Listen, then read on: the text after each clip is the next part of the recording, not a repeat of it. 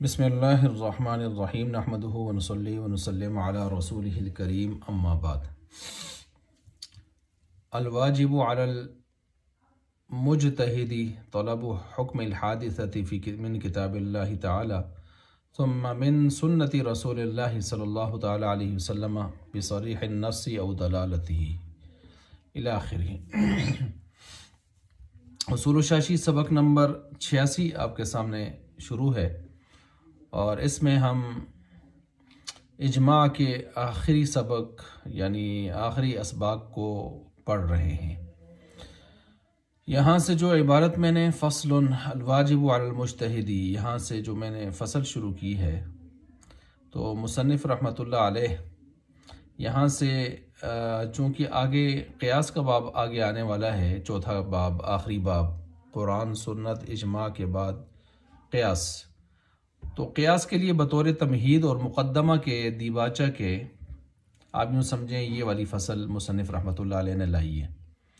اور اس میں قیاس کی کچھ شرائط وغیرہ ان کو یہاں پر ذکر کیا گیا ہے، اور اس میں یہ بتایا گیا ہے کہ قیاس کی کچھ شرطیں ہیں، اور قیاس کن صورتوں میں ہوگا اور کن صورتوں میں نہیں ہوگا، یہ کچھ تفصیلات بھی اس کے اندر بتائی گئی ہیں۔ سب سے پہلے یاد رکھیں کہ مجتہد کسے کہتے ہیں، تو مجتہد حاشیے میں آپ نیچے دیکھ سکتے ہیں کہ حاشیے میں مصنف رحمۃ اللہ علیہ جو فرما رہے ہیں کہ اعلم ان الاجتہاد فی اللغہ، اجتہاد لغت میں کہتے ہیں بذل الوسع والطاقت فی المقصود، کہ مقصود کے اندر انسان اپنی جتنی طاقت ہے، وسعت ہے، اس کو خرچ کر دے، لگا دے، اس کو اجتہاد کہتے ہیں۔ وفی عرف الفقہاء بذل الوسع والطاقت فی طلب الحکم بطریقہ ہی، کہ انسان اپنی وسعت اور طاقت کو لگا دے کسی شرعی حکم کے حاصل کرنے کے لیے۔ اچھا، تو مجتہد جو ہے، مجتہد کسے کہتے ہیں، تو مجتہد شریعت کی اصطلاح میں عام طور پر اس عالم کو کہا جاتا ہے جو کسی مسئلہ یا واقعہ کا حکم مستنبط کرنے کے لیے قرآن و سنت میں کوشش کرتا ہے، غوطے لگاتا ہے، استنباط کرتا ہے۔ بلکہ یوں سمجھے کہ علامہ بغوی رحمۃ اللہ علیہ نے مجتہد کے لیے چند شرائط بیان کی ہیں، جن میں سے ایک شرط یہ ہے کہ مجتہد کتاب اللہ کے اوپر، ویسے تو مجتہد کے لیے تقریباً مجتہد مطلق جو ہے اس کے لیے تو 21 علوم پر عبور لازمی لکھا گیا ہے، لیکن اگر اس کو مختصر کیا جائے تو آپ یوں کہہ سکتے ہیں کہ اجتہادی صلاحیت کا ہونا، اس کے لیے یعنی 5 شرطیں ہیں عام طور پر جو علامہ بغوی نے ذکر کی ہیں۔ پہلی یہ ہے کہ کتاب اللہ کے معانی کے اوپر اسے عبور حاصل ہو، مکمل عبور۔ دوسرا یہ ہے کہ سنت رسول اللہ صلی اللہ علیہ وسلم پر، آپ علیہ السلام کی سنت پر اسے مکمل عبور حاصل ہو۔ تیسرا یہ ہے کہ مذاہب سلف یعنی صحابہ کرام، تابعین، تبع تابعین، ان حضرات کے جو فتاویٰ ہیں، ان کے جو مذاہب یعنی مختلف مسائل کے اندر جو ان کے اختلافات اور مذاہب ہیں، ان سے بھی پوری طرح وہ آگاہ ہو، پوری طرح آگاہ ہو۔ چوتھا یہ ہے کہ علوم عربیت کبھی وہ ماہر ہو، صرف نہ ہو، معانی، بدیع، علم الامثال، علم تاریخ، علم لغت، ان علوم وغیرہ کا جو ہے وہ ماہر ہو، ناسخ منسوخ کو بھی اچھی طرح جانتا ہو وغیرہ، تعویلی علم کو بھی، تفسیری علم کو بھی اچھی طرح جانتا ہو۔ اور پانچواں یہ ہے کہ وہ شخص قیاس کی شرائط وغیرہ کو، قیاس کو اور اس کی جتنی تفصیلات اور شرائط اور ارکان وغیرہ ہیں ان سے بھی بخوبی واقف ہو۔ تو اس کو کیا کہتے ہیں، اس کو یعنی یہ اجتہاد کی وہ شرطیں ہیں کہ جن شرطوں کے حوالے سے یہ بات کی جاتی ہے عام طور پر کہ مجتہد کے اندر یہ شرطیں موجود ہونی چاہیے۔ ٹھیک ہو گیا۔ اب اس کے ساتھ ساتھ آپ یہ بھی ذہن میں رکھیں کہ مجتہد کا یہ بطور تمہید کے ذہن میں رکھنا ہے، جو مصنف رحمۃ اللہ علیہ نے یہاں پر اس چیز کو لایا ہے، وہ تمہید یوں ہے کہ مجتہد اگر کسی مسئلے کو معلوم کرنا چاہتا ہے تو اس کے لیے ضروری ہے کہ سب سے پہلے وہ کتاب اللہ سے تلاش کرے۔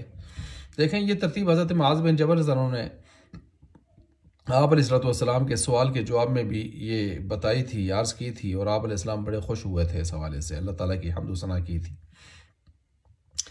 کہ سب سے پہلے وہ کتاب اللہ سے اس حکم کو معلوم کرے، کیونکہ کتاب اللہ سب سے بہترین اور قوی ترین دلیل شرعی ہے ہمارے پاس۔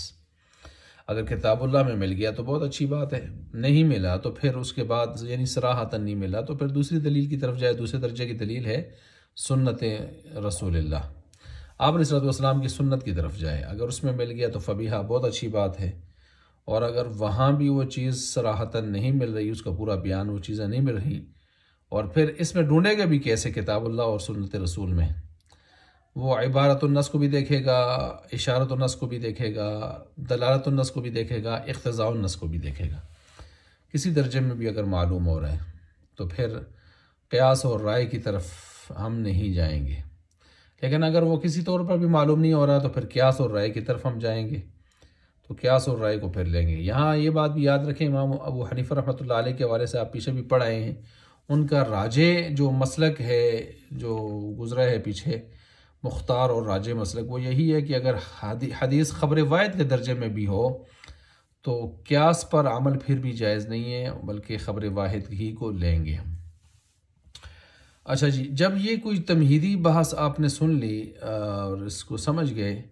تو اب اس کے بعد ہم کتاب کے اندرونی مواد کی طرف، متن کی طرف چلتے ہیں۔ الواجب علی المجتہدی، اس کی طرف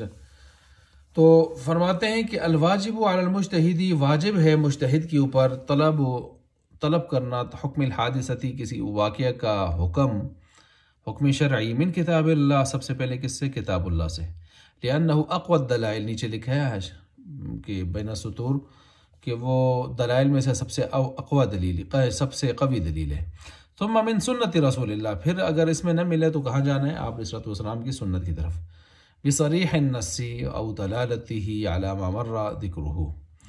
او اشارتہ، یعنی وہی عبارت الناس، اشارت الناس، اقتضاء الناس، دلالت الناس، ان سب سے ہم دیکھیں گے قرآن و سنت سے مل رہا ہے کہ نہیں مل رہا۔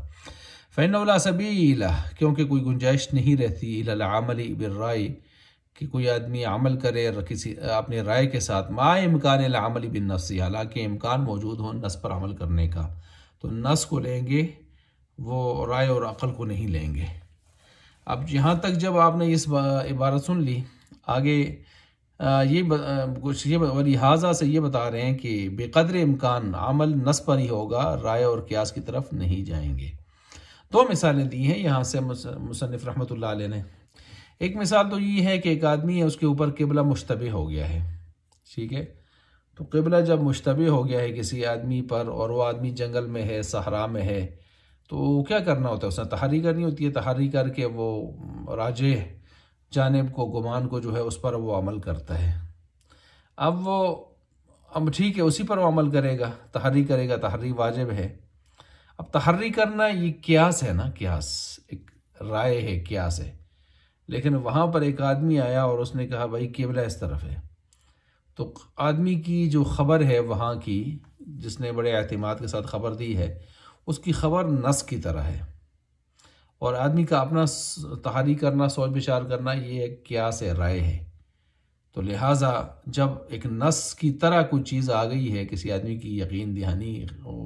با اعتماد آدمی کی خبر، تو اس نص کی طرح والی جو چیز ہے اس کو ہم لیں گے، اپنی عقل و رائے پر عمل نہیں کریں گے۔ اپنی رائے پر، عقل پر عمل کرتے ہوئے قبلہ نہیں متعین کریں گے، بلکہ اس آدمی کی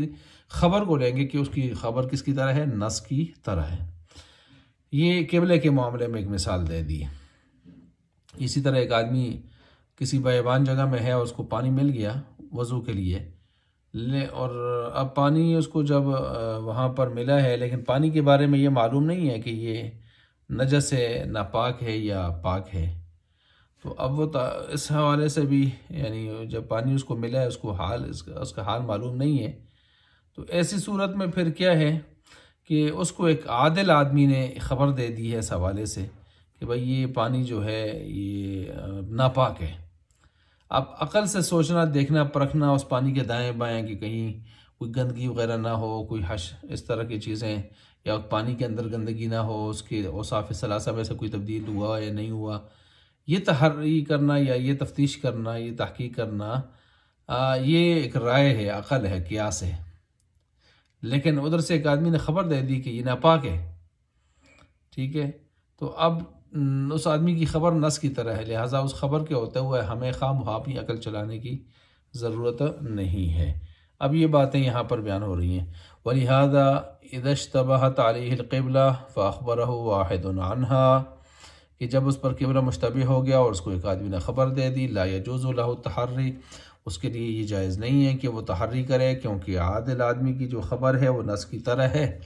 وَلَوْ وَجَدَ مَاءً، دوسری مثال آ گئی ہے کہ ایک آدمی نے پانی پایا جنگل میں، صحرا میں، فَأَخْبَرَهُ عَادِلٌ أَنَّهُ نَجَسٌ، اس کو ایک آدمی، عادل آدمی نے آ کے خبر دی کہ یہ تو نجس ہے، حالانکہ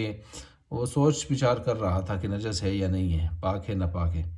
لیکن اوپر سے خبر آ گئی. لا يجوز التوضؤ، پھر توضؤ به، اس کے لیے وضو کرنا اسے جائز نہیں ہوگا. جیسے پیچھے قبلے کے حوالے سے تحری جائز نہیں ہوگی کہ وہ نص کی طرح چیز آ گئی ہے، خبر عادل، ایسے یہاں بھی خبر عادل جب آ گئی ہے تو وہ نص کی طرح ہے، لہٰذا وضو کرنا اسے جائز نہیں ہوگا. بل یتیمم، بلکہ کیا کرے گا، اس سے تیمم کرے گا. اب ایک مسئلہ تو یہاں پر یہ بیان ہو گیا ہے.